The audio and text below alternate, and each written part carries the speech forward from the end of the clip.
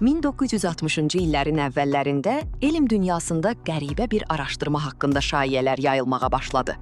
İddialara görə, Kaliforniyada fəaliyyət göstərən bir qrup alim insan orqanizminin elektromaqnit sahələrinə reaksiyasını öyrənirdi. Layihənin mərkəzində isə Amerikalı biofizik və ortoped cərrah Robert Baker dayanırdı.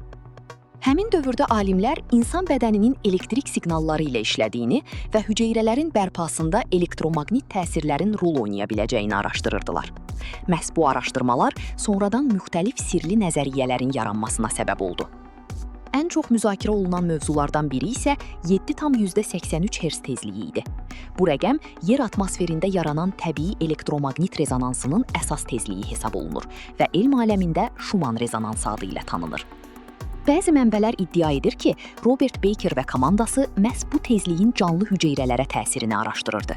Güya eksperimentlər zamanı hüceyrələrin bərpa sürəti artmış, zədələnmiş toxumaların yenilənməsi sürətlənmişdi. Hətta bəzi iddialara görə bu tezlik qocalma prosesinə də təsir göstərə bilirdi. Lakin bu məlumatların böyük hissəsi heç vaxt elmi jurnallarda təsdiqlənmədi. Bununla belə, hadisələrin davamı barədə dolaşan şayiələr daha da maraqlı görünürdü. İddialara görə araşdırmaların ən vacib mərhələsində layihə qəfil dayandırıldı. Laboratoriyanın fəaliyyəti sona çatdı və eksperimentlərin nəticələri ictimaiyyətə açıqlanmadı. Rəsmi səbəb kimi maliyyə problemləri göstərilsə də, bu qərar müxtəlif suallar yaratdı. Sonrakı illərdə ortaya çıxan sui-qəsd nəzəriyyələri isə hadisəni daha da müəmmalı hala gətirdi.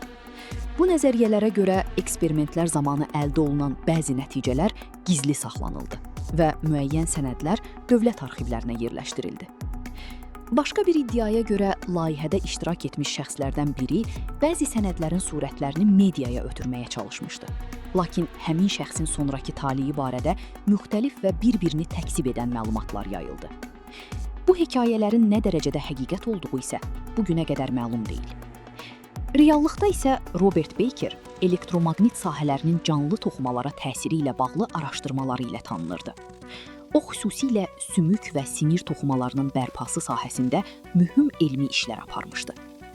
Onun ən məşhur əsərlərindən biri The Body Electric kitabıdır. Bununla belə Schumann rezonansı ətrafında yaranan sirlər hələ də insanların marağını cəlb edir. Yerin təbii elektromaqnit ritmi doğrudanmı insan orqanizminə təsir göstərir? Bu tezliyin sağlamlıqla əlaqəsi varmı? Yoxsa bütün bunlar illər ərzində formalaşmış mif və fərziyyələrdən ibarətdir? Bəlkə də bu sualların cavabı gələcək araşdırmalarda tapılacaq. Hələlik isə 7,83 Hz tezliyi elm ilə sirrin kəsişdiyi nöqtələrdən biri olaraq qalır. Robert Bakerin adı isə bu müəmmalı hekayənin mərkəzində xatırlanmağa davam edir.